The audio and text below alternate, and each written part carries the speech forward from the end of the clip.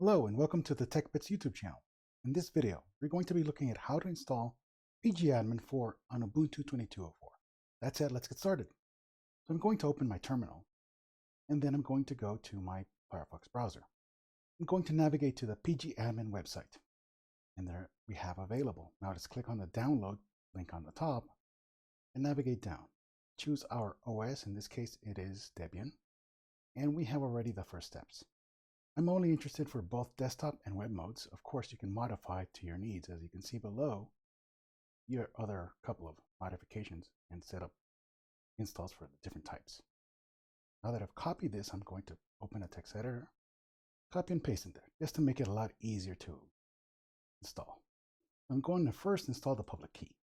Copy and paste it, and my password, and I'm going to override it, and that's done.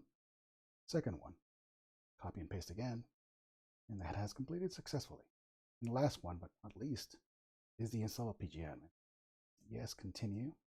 And just to make sure PGAdmin is not installed, as we can see, once it completes, it should have available PGAdmin. Let's confirm that, and there we go. It has been installed successfully. We already have Postgres installed here, as we've seen in other videos. I'm just waiting for PGAdmin to install and actually complete. Load. Notice, I already have a local database here, but we had it available previously. What happens if I don't want to have it available or shown there?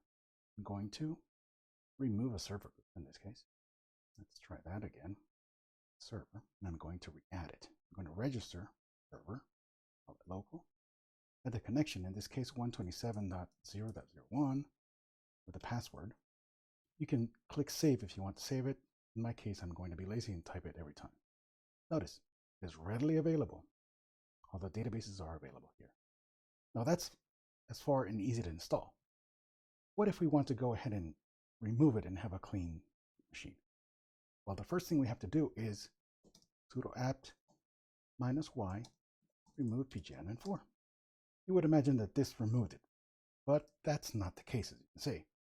So the trick happens here when you really want to do the following. Sudo, this step removes it fully. Auto remove PGAdmin4 star. And now let's test. It's gone. And that is how you install and uninstall PGAdmin.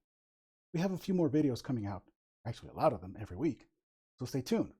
Looking forward to seeing you in the next videos. Thank you.